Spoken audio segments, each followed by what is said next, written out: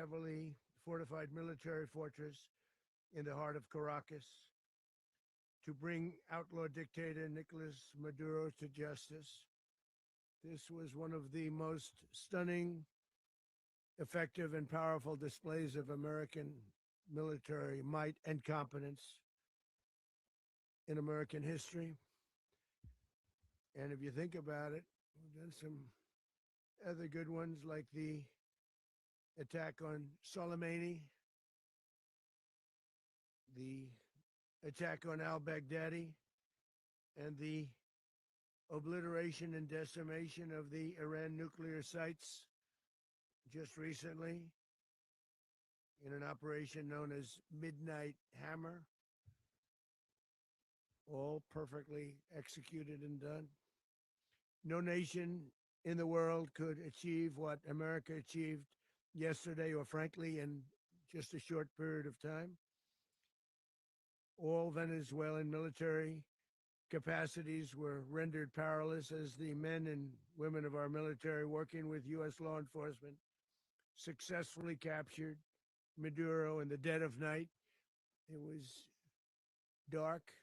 The lights of Caracas were largely turned off due to a certain expertise that we have. It was dark and it was deadly. But captured along with his wife, Celia Flores, both of whom now face American justice. Maduro and Flores have been indicted in the Southern District of New York. It's Jay Clayton, for their campaign of deadly narco-terrorism against the United States and its citizens. I want to thank the men and women of our military who achieved such an extraordinary success overnight with breathtaking speed, power, precision, and competence. You rarely see anything like it. You've seen some raids in this country that didn't go so well. They were an embarrassment. If you look back to Afghanistan, or if you look back to the Jimmy Carter days, they were different days. We're a respected country again, like maybe like never before.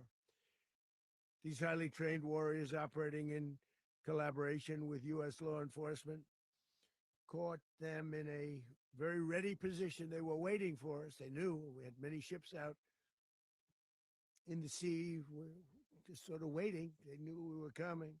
So they were in a ready, what's called a ready position, but they were completely overwhelmed and very quickly incapacitated. If you would have seen what I saw last night, you would have been very impressed. I'm not sure that you'll ever get to see it, but it was an incredible thing to see. Not a single American service member was killed, and not a single piece of American equipment was lost. We had many helicopters, many planes, many people involved in that fight. But think of that, not one piece of military equipment was lost, not one service member was, more importantly, killed. The United States military is the strongest and most fearsome military on the planet by far, with capabilities and skills our enemies can scarcely begin to imagine. We have the best equipment anywhere in the world.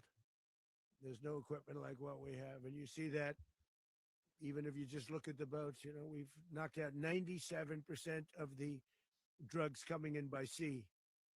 90%. Each boat kills on average, 25,000 people. We knocked out 97%. And those drugs mostly come from a place called Venezuela. We're going to run the country until such time as we can do a safe, proper, and judicious transition. So we don't want to be involved with having somebody else get in, and we have the same situation that we had for the last long period of years. So we are going to run the country until such time as we can do a safe, proper, and judicious transition. And it has to be judicious, because that's what we're all about. We want peace, liberty, and justice for the great people of Venezuela, and that includes many from Venezuela that are now living in the United States and want to go back to their country. It's their homeland. We can't take a chance that somebody else takes over Venezuela that doesn't have the good of the Venezuelan people in mind. We've had decades of that. We're not going to let that happen. We're there now, and what people don't understand, but they understand as I say this, we're there now, but we're going to stay until such time as the proper transition can take place. So we're going to stay until such time as we're going to run it, essentially, until such time as a proper transition can take place. As everyone knows, the oil business in Venezuela has been a bust, a total bust, for a long period of time. They were pumping almost nothing by comparison to what they could have been pumping and what could have taken place. We're going to have our very large United States oil companies, the biggest anywhere in the world, go in, spend billions of dollars, fix the badly broken infrastructure, the oil infrastructure, and start making money for the country. And we are ready to stage a second and much larger attack if we need to do so. So we were prepared to do a second wave if we needed to do so. We actually assumed that a second wave would be necessary, but now it's probably not. The first wave, if you'd like to call it that, the first attack was so successful, we probably don't have to do a second, but we're prepared to do a second wave, a much bigger wave, actually. This was pinpoint, but we have a much bigger wave that probably won't have to do. This partnership of Venezuela with the United States of America, a country that everybody wants to be involved with because of what we were able to do and accomplish, will make the people of Venezuela rich, independent, and safe.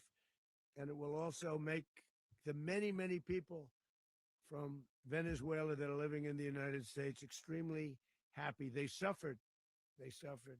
So much was taken from them. They're not going to suffer anymore.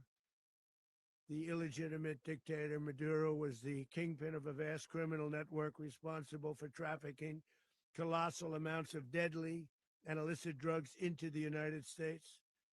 As alleged in the indictment, he personally oversaw the vicious cartel known as Cartel de las Solas, which flooded our nation with lethal poison, responsible for the deaths of countless Americans, the many, many Americans. Hundreds of thousands over the years of Americans died because of him. Maduro and his wife will soon face the full might of American justice and stand trial on American soil. Right now, they're on a ship. They'll be heading to, ultimately, New York, and then a decision will be made, I assume, between New York and Miami or Florida. But we have people where the overwhelming evidence of their crimes will be presented in a court of law. And I've seen it. I've seen what we have. It's both horrible and breathtaking that something like this could have been allowed to take place. For many years after his term as president of Venezuela expired, Maduro remained in power and waged a ceaseless campaign of violence, terror, and subversion against the United States of America, threatening not only our people, but the stability of the entire region.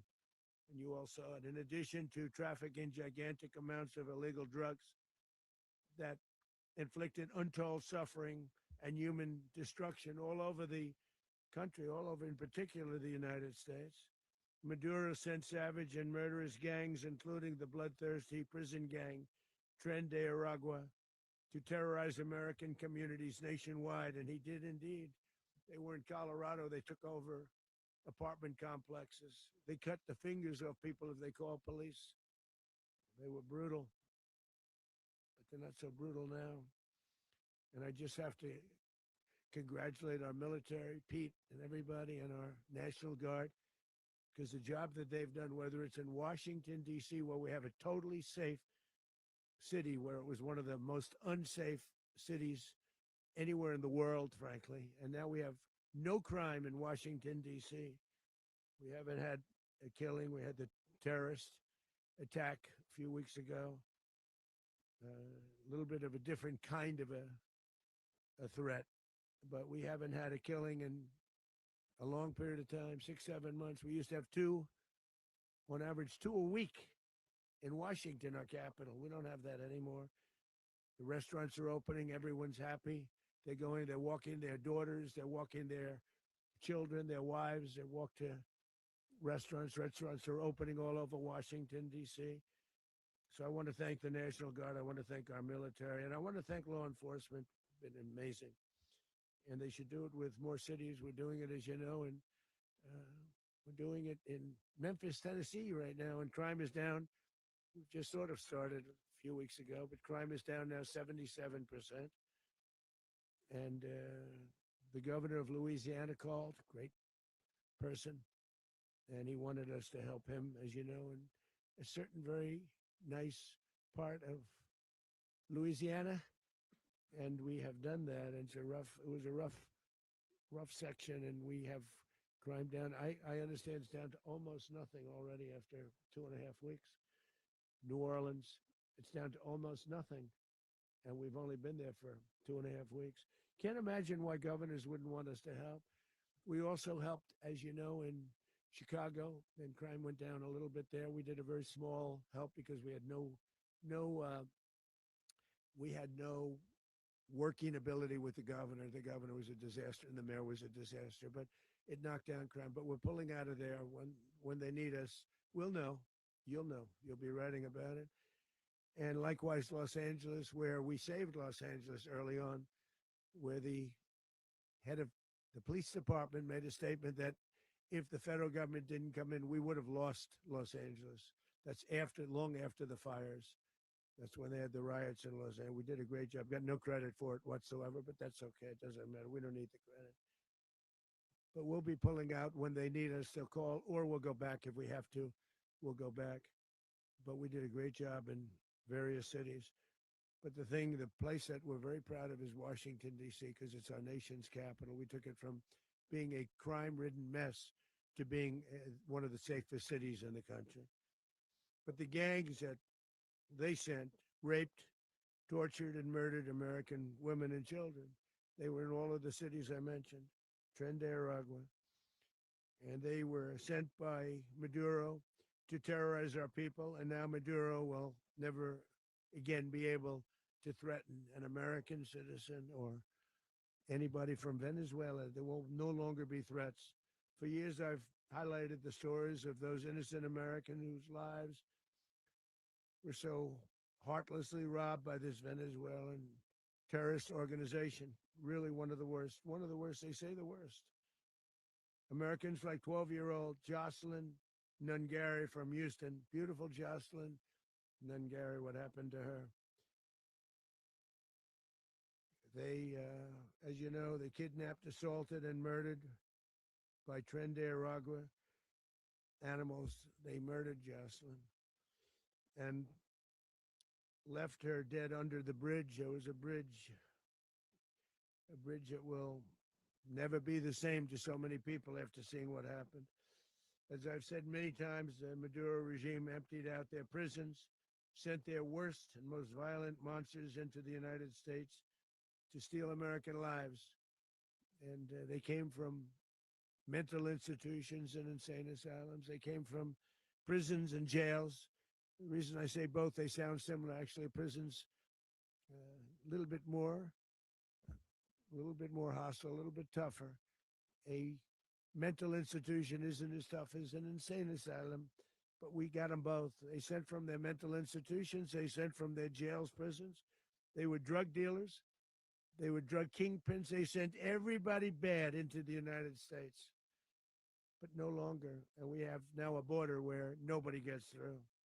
In addition, Venezuela unilaterally seized and stole American oil, American assets, and American platforms, costing us billions and billions of dollars. They did this a while ago, but we never had a president that did anything about it. They took all of our property. It was our property. We built it. And we never had a president that decided to do anything about it. Instead, they fought wars that were 10,000 miles away. We built Venezuela oil industry with American talent, drive, and skill, and the socialist regime stole it from us during those previous administrations, and they stole it through force. This constituted one of the largest thefts of American property in the history of our country. Considered the largest theft of property in the history of our country. Massive oil infrastructure was taken like we were babies, so we didn't do anything about it. I would have done something about it. America will never allow foreign powers to rob our people or drive us back into and out of our own hemisphere. That's what they did. Furthermore, under the now deposed dictator Maduro, Venezuela was increasingly hosting foreign adversaries in our region and acquiring menacing offensive weapons that could threaten U.S. interests and lives. And they used those weapons last night. Potentially in league with the cartels operating along our border. All of these actions were in gross violation of the core principles of American foreign policy, dating back more than 2 centuries. And not anymore. All the way back, it dated to the Monroe Doctrines. And the Monroe Doctrine is a big deal, but we've superseded it by a lot, by a real lot. They now call it the Monroe Document. I don't know. It's Monroe Doctrine. We sort of forgot about it. It was very important, but we forgot about it. We don't forget about it anymore. Under our new national security strategy, American dominance in the Western Hemisphere will never be questioned again. Won't happen. So just in concluding, for decades, other administrations have neglected or even contributed to these growing security threats in the Western Hemisphere. Under the Trump administration, we are reasserting American power in a very powerful way in our home region. And our home region is very different than it was just a short while ago. The future will be, and we did this in my first term. We had great dominance in my first term, and we have far greater dominance right now. Everyone's coming back to us. The future will be determined by the ability to protect commerce and territory and resources that are core to national security. These are core to our national security. Just like tariffs are, they've made our country rich, and they've made our national security stronger than ever before. But these are the iron laws that have always determined global power. And we're going to keep it that way. We will secure our borders. We will stop the terrorists. We will crash the cartels, and we will defend our citizens against all threats, foreign and domestic. Other presidents may have lacked the courage or whatever to defend America, but I will never allow terrorists and criminals to operate with impunity against the United States. This extremely successful operation should serve as warning to anyone who would threaten American sovereignty or endanger American lives. Very importantly, the embargo on all Venezuelan oil remains in full effect. The American Armada remains poised in position, and the United States retains all military options until United States demands have been fully met and fully satisfied. All political and military figures in Venezuela should understand what happened to Maduro can happen to them, and it will happen to them if they aren't just, fair, even to their people. The dictator and terrorist, Maduro, is finally gone in Venezuela. People are free. They're free again. It's been a long time for them, but they're free. America is a safer nation this morning. It's a prouder nation this morning because it didn't allow this horrible person and this country that was doing very bad things to us. It didn't allow it to happen. And the Western Hemisphere is right now a much safer place to be. So I want to thank everybody for being here. I want to thank General Raisin Kane. He's a fantastic man. I've worked with a lot of generals. I worked with some I didn't like. I worked with some I didn't respect. I worked with some that just weren't good. But this guy is fantastic. I watched last night one of the most precise attacks on sovereignty. I mean, it was an attack for justice. And I'm very proud of him. And I'm very proud of our Secretary of War, Pete Hegseth, who I'm going to ask to say a few words. Thank you very much.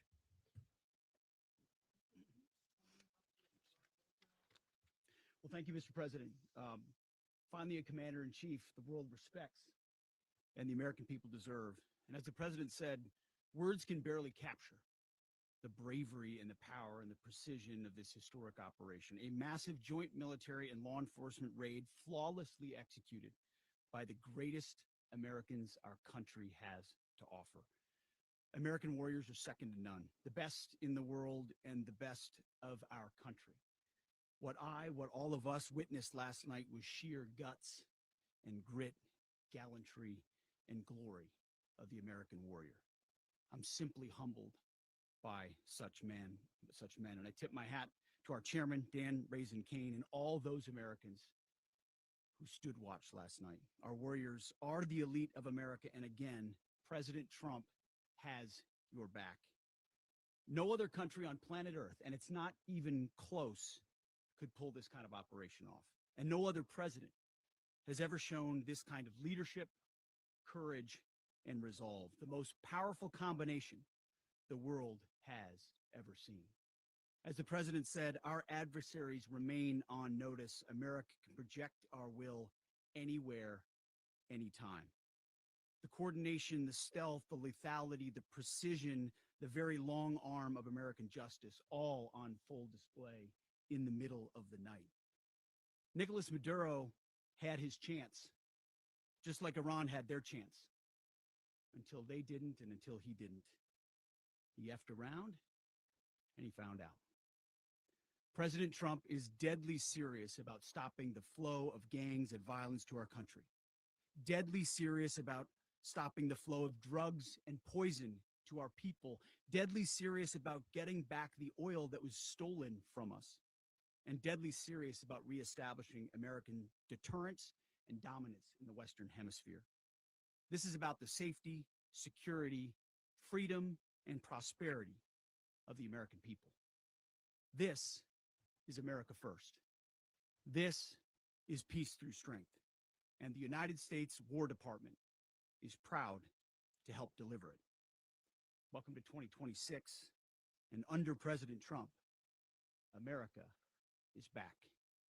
I'd like to welcome now our chairman, Chairman Raisin Kane, to give a few more details about the operation. Mr. Chairman. Thank you, Mr. Secretary. Thank you, Mr. President, and good morning. Last night, on the order of the President of the United States and in support of a request from the Department of Justice, as the President said, the United States military conducted an apprehension mission in Caracas, Venezuela, to bring to justice two indicted persons, Nicolás and Cecilia Maduro.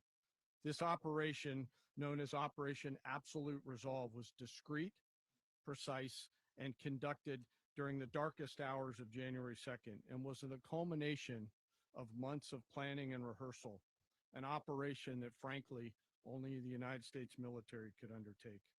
What I'd like to do this morning is talk to you through some of the preparation and the details without compromising any of our tactics, techniques, and procedures. There is always a chance that we'll be tasked to do this type of mission again.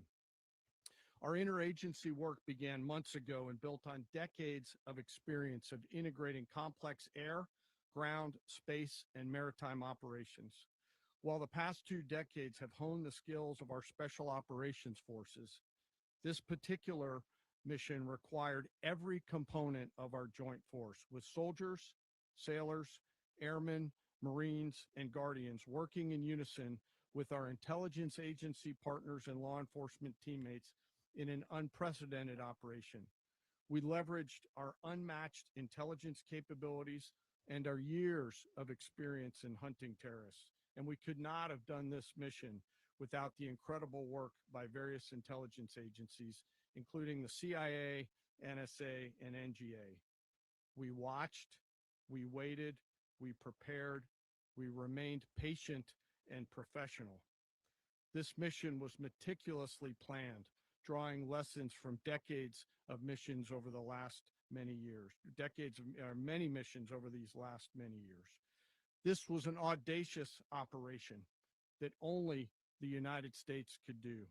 It required the utmost of precision and integration within our joint force. And the word integration does not explain the sheer complexity of such a mission. An extraction so precise, it involved more than 150 aircraft launching across the Western Hemisphere in close coordination, all coming together in time and place to layer effects for a single purpose: to get an interdiction force into downtown Caracas while maintaining the element of tactical surprise. Failure of one component of this well-oiled machine would have endangered the entire mission, and failure is never an option for America's joint force. Those in the air over Caracas last night were willing to give their lives for those on the ground and in the helicopters. Let me talk a little bit about the preparation. After months of work by our intelligence teammates to find Maduro and understand how he moved, where he lived, where he traveled, what he ate, what he wore, what were his pets, in early December, our force was set pending a series of aligned events. Key was choosing the right day to minimize the potential for civilian harm and maximize the element of surprise, and minimize the harm to the indicted personnel, so as the president said, they could be brought to justice. And as the president said earlier today, weather in Venezuela is always a factor this time of the year. And over the weeks through Christmas and New Year's, the men and women of the United States military sat ready, patiently waiting for the right triggers to be met and the president to order us into action. Last night, the weather broke just enough, clearing a path that only the most skilled aviators in the world could maneuver through. Ocean, mountain, low cloud ceilings. But when tasked with a mission, this organization does not quit. At 10:46 p.m. Eastern time last night, the president ordered the United States military to move forward with this mission. He said to us, and we appreciate it, Mr. President, good luck and Godspeed. And those words were transmitted to the entire joint force. Over the course of the night, aircraft began launching from 20 different bases on land and sea across the Western Hemisphere. In total, more than 150 aircraft, bombers, fighters, intelligence, reconnaissance, surveillance, rotary wing were in the air last night. Thousands and thousands of hours of experience were airborne. Our youngest crew member was 20, and our oldest crew member was 49. And there's simply no match for American military might.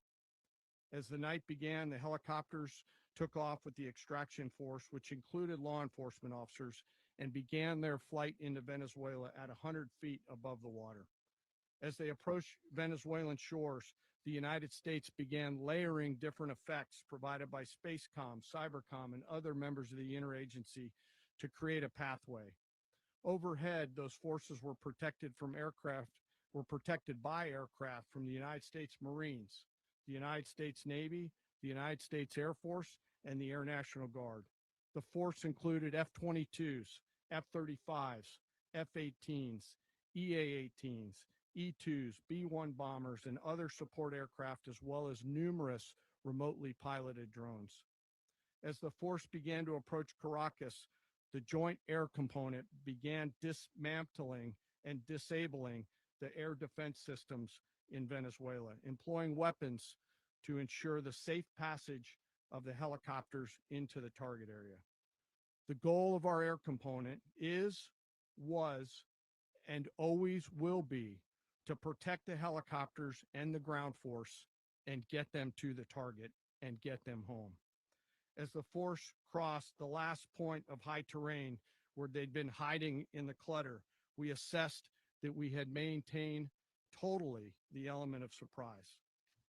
As the helicopter force ingressed towards the objective at low level, we arrived at Maduro's compound at 1:01 a.m. Eastern Standard Time, or 2:01 a.m. Caracas local time, and the apprehension force descended into Maduro's compound and moved with speed, precision, and discipline towards their objective, and isolated the area to ensure the safety and security of the ground force while apprehending the indicted persons.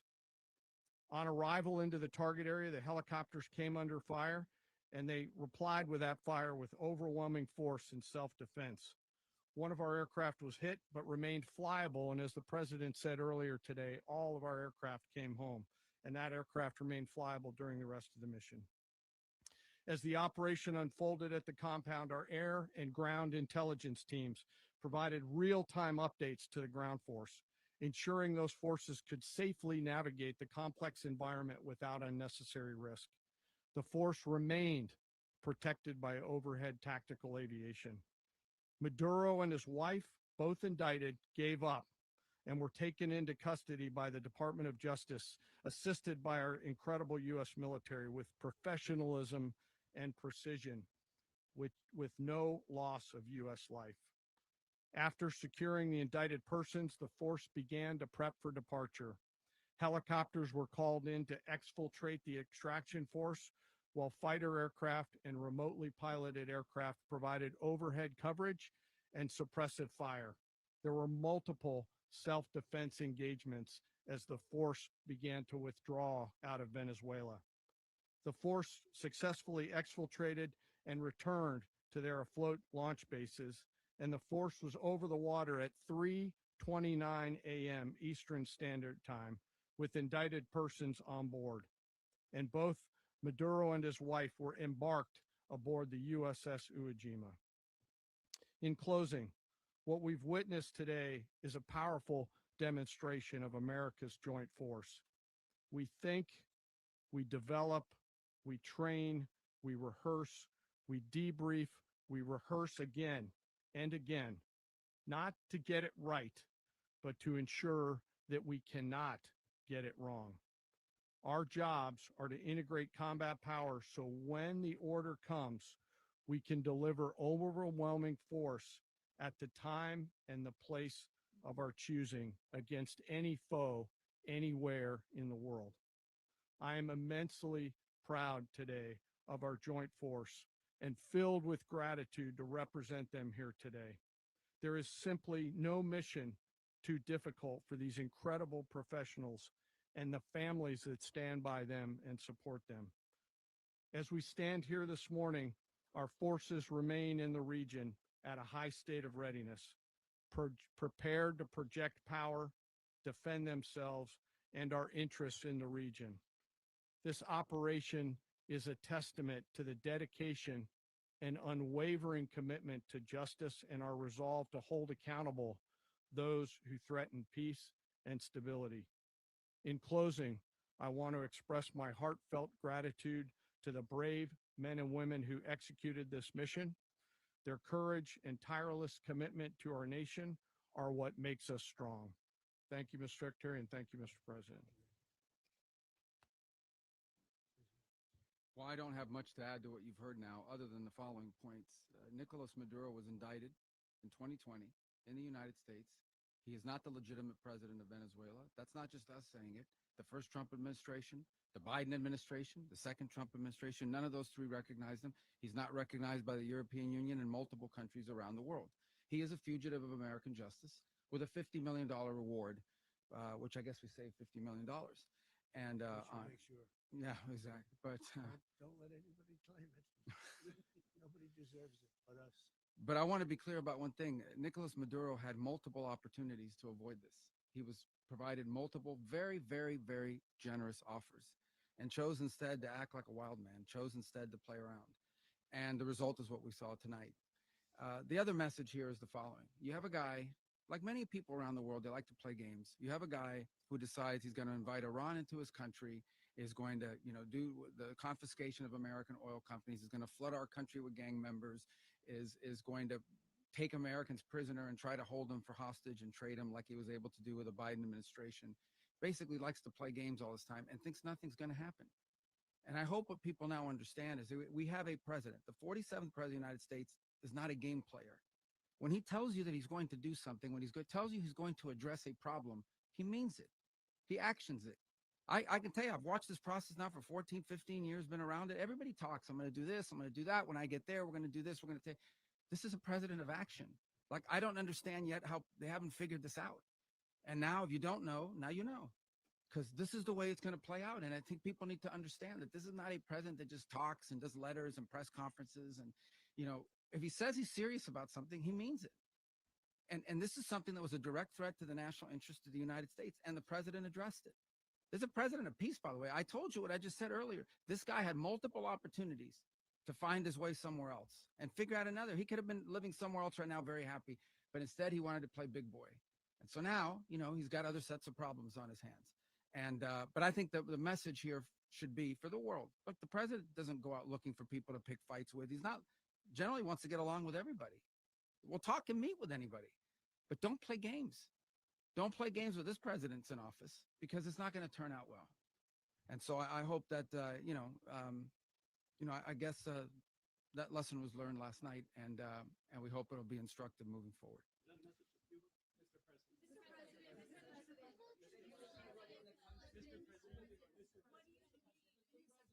Please. Well, we're going to be running it with a group, and we're going to make sure it's run properly. We're going to rebuild the oil infrastructure, which will cost billions of dollars. It'll be paid for by the oil companies directly. They will be reimbursed for what they're doing, but it's going to be paid. And we're going to get the oil flowing the way it should be. As you know, it was just a minor flow. It was actually a minor flow for what they have. But we're going to run it properly, and we're going to make sure the people of Venezuela are taken care of. We're going to make sure the people that were forced out of Venezuela by this thug are also taken care of. President, does the U.S. running the country mean that U.S. troops will be on the ground? How will that work? Well, you know, they always say boots on the ground. Oh, so we're not afraid of boots on the ground if we have to have. We had boots on the ground last night at a very high level, actually. We're not afraid of it. We don't mind saying it, but we're going to make sure that that country is run properly. We're not doing this in vain. This is a very dangerous attack. This is an attack that could have gone very, very badly. Could have gone very badly. We could have lost a lot of people last night. We could have lost a lot of dignity. We could have lost a lot of equipment. The equipment is less important, but we could have lost a lot. And we're going to make sure that this is proper. We're there now. We're ready to go again if we have to. We're going to run the country right. It's going to be run very judiciously, very fairly. It's going to make a lot of money. We're going to give money to the people. We're going to reimburse people that were taken advantage of. We're going to take care of everybody. It's very important. We couldn't let them get away with it. You know, they stole our oil. We built that whole industry there. And they just took it over like we were nothing. And we had a president that decided not to do anything about it. So we did something about it. We're late, but we did something about it. Yeah, please. Mechanism by which you're going to run the country? Are you going to designate a U.S. official Yes, to yes. coordinate? It's Can you all just being unpack that? done right now. We're designating people. We're talking to people. We're designating various people, and we're going to let you know who those people are.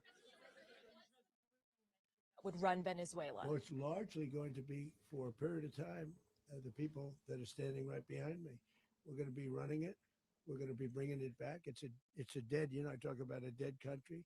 A year and a half ago, we were a dead country. Now we're the hottest country anywhere in the world. We're a country doing better than any country anywhere in the world.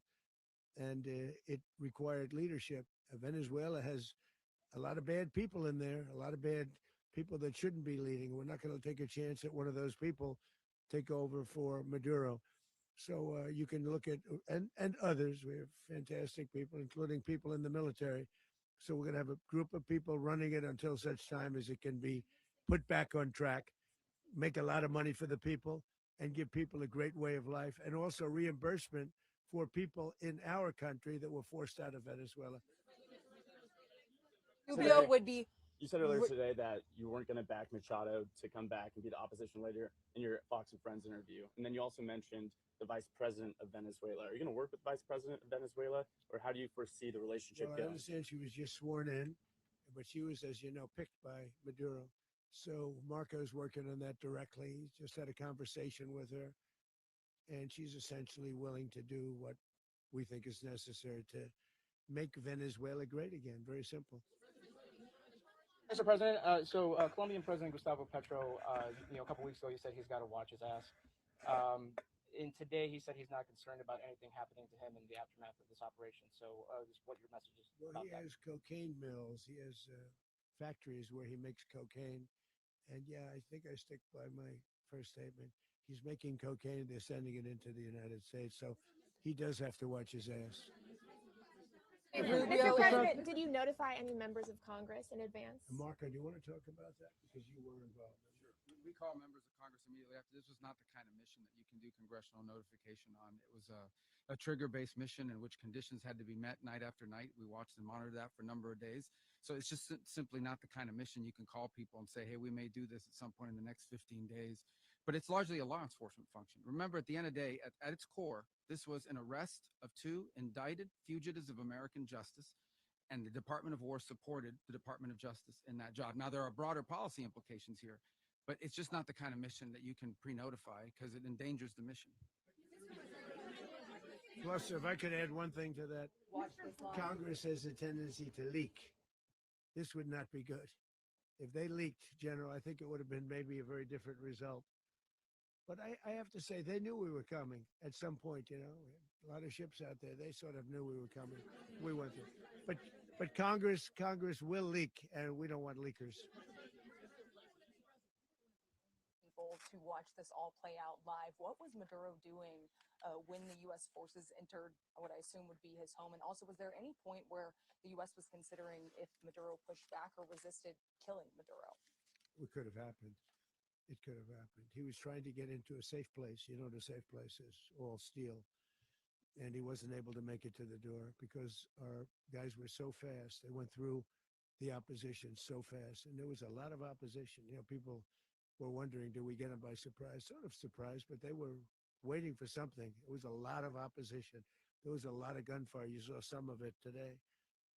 But he was trying to get to a safe place, which wasn't safe because we would have had the door blown up in about 47 seconds, they say on average, regardless of how thick the steel was. It was a very thick door. It was a very heavy door, but he was unable to get to that door. He made it to the door. He was unable to close it. Go ahead, finish. To be in the time being right now, do you know his exact Well, whereabouts? eventually, ultimately, in the near future, he's going to be brought to New York. And where is he going to be held? Where is he going to be held in New York? Do you know? That's going to be up to the officials that do these things. Mr. President, the U.S. has something of a mixed track record of ousting dictators without necessarily a plan for what comes afterwards. Not with Did me. that weigh on your decision? Well, that's when we had different presidents, but with me, that's not true. With me, we've had a perfect track record of winning.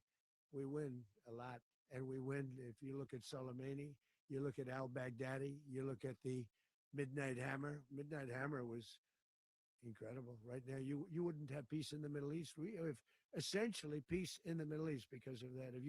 If we weren't successful with Midnight Hammer, you wouldn't have peace in the Middle East. So, with me, you've had a lot of victory. You've had only victories. You've had no losses. Yeah. How long do you expect the U.S. to run Venezuela, and how soon do you want Venezuelan people to hold elections? So I'd like to do it quickly, but it takes a period of time. We're rebuilding. We have to rebuild their whole infrastructure. The infrastructure is rotted. It's actually very dangerous. It's blow up territory. Oil is very dangerous. It's a very dangerous thing to take out of the ground. It can kill a lot of people. It has killed a lot of people doing just that. The infrastructure is old. It's rotted. Much of it is stuff that we put there 25 years ago, and we're going to be replacing it. And we're going to take a lot of money out so that we can take care of the country. Yeah. Are you saying that Secretary Rubio and Mr. President, China, Russia, and Iran have interests in Venezuela. How does this operation affect your relationships with them when Well, it in comes to terms the of oil and China drugs? and Russia, Russia, when we get things straightened out. But in terms of other countries that want oil, we're in the oil business. We're going to sell it to them. We're not going to say we're not going to give it to them. In other words, we'll be selling oil probably in much larger doses because they couldn't produce very much because their infrastructure was so bad. So we'll be selling large amounts of oil to other countries, many of whom are using it now, but I would say many more will come. Are you saying, Mr. President, are you saying that, Mr. President, are Go you ahead saying that, behind you, please. Mr. President, thank you. What is your message to the people of Venezuela today? Of course, the civilian population specifically, they have a lot of questions. What is your message to the people of That Venezuela? you're going to have peace, justice. You're going to have some of the riches that you should have had for a long period of time. It was stolen from you. But you're going to have peace and you're going to have safety. You're going to have justice. You're going to have a country. You're going to have a real country. You're going to have potentially a great country. You know, if you go back 20 years, maybe even a little longer ago, that was a great country and they destroyed it. Remember, I said that if we lose this election, the United States will be Venezuela on steroids. That's what would have happened. Had we lost the election, the 2024 election, we suffered so badly when you look at the border from 2020, what they did, what Joe Biden administration did to our country should never be forgotten. But if we had to go through another year of that, we would be exactly where Venezuela was in terms I used to say, if they win, we're going to be Venezuela on steroids. And that's what would have happened. President, thank you. Are you saying that Secretary Hegseth and Rubio are going to be running Venezuela, and will you be sending in U.S. military They're going troops to be a team provide? that's working with the people of Venezuela to make sure that we have Venezuela right. Because for us to just leave, who's going to take over? I mean, there is nobody to take over. You have a vice president who's been appointed by Maduro, and right now she's the vice president, and she's, I guess, the president. She was sworn in as president just a little while ago. She had a long conversation with Marco, and she said, "We'll do whatever you need." I think she was quite gracious, but she really doesn't have a choice.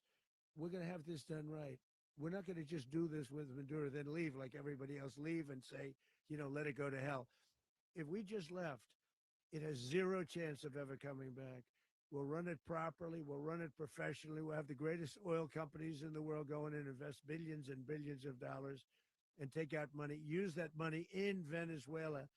And the biggest beneficiary are going to be the people of Venezuela. And also, I can't stress this strongly enough, the people that got thrown out of Venezuela that are now in the United States. And frankly, some want to stay and some probably want to go back. Yeah.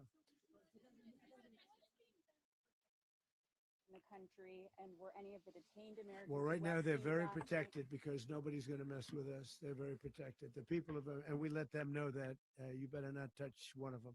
And are you concerned that bad elements of the Maduro regime will remain in place? Well, we know who they are. We're on them, and they're acting much differently now than they would have acted 2 days ago. Okay, wait, behind you, please. President, why is running a country in South America America first? Well, I think it is because we want to surround ourselves with good neighbors. We want to surround ourselves with stability. We want to surround ourselves with energy. We have tremendous energy in that country. It's very important that we protect it. We need that for ourselves. We need that for the world. And we want to make sure we can protect it. Yes, sir. Please, go ahead. Is there a message for Cuba and Diaz-Canel? Well, Cuba is an interesting case. Cuba is, not doing very well right now. That system has not been a very good one for Cuba. The people there have suffered for many, many years. And I think Cuba is going to be something we'll end up talking about because Cuba is a failing nation right now, very badly failing nation. And we want to help the people. It's very similar in the sense that we want to help the people in Cuba, but we want to also help the people that were forced out of Cuba and living in this country. Do you want to say something about that, Marco, please? Well, I mean, I just gave you a statement a few minutes ago about, when the president speaks, you should take him seriously. So suffice it to say, Cuba is a disaster. It's run by incompetent, senile men, and in some cases, not senile, but incompetent nonetheless. It has no economy. It's in total collapse. And by the way, they were, all of the guards that helped protect Maduro, this is well known, their whole spy agency, all that were full of Cubans.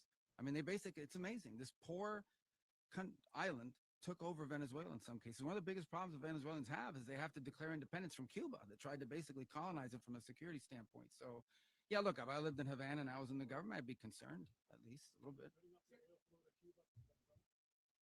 Well, the president already announced a week ago that anything that's sanctioned, it's sanctioned oil, it's not going to be allowed to get there. So Yes. that's a pre-existing. The answer is yes. Yes.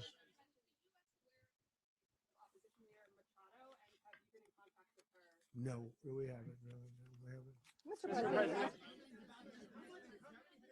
Not Machado. Mr. it's President, on Monday, Oh, I think it would be very tough for her to be the leader. She doesn't have the support within or the respect within the country. She's a very nice woman, but she doesn't have the respect to be the Mr. President, leader. is it possible that the U.S. ends up administrating Venezuela for years? Well, it won't cost us anything because the money coming out of the ground is very substantial. So it's not going to cost us anything. We will. Well, we want safety there. We want to be surrounded by countries that aren't housing all of our enemies all over the world. That's what that was happening, and you don't want to have that. But we're going to be rebuilding, and we're not spending money. The oil companies are going to go in. They're going to spend money. We're going to take back the oil that, frankly, we should have taken back a long time ago. A lot of money is coming out of the ground. We're going to get reimbursed for all of that. We're going to get reimbursed for everything that we spend.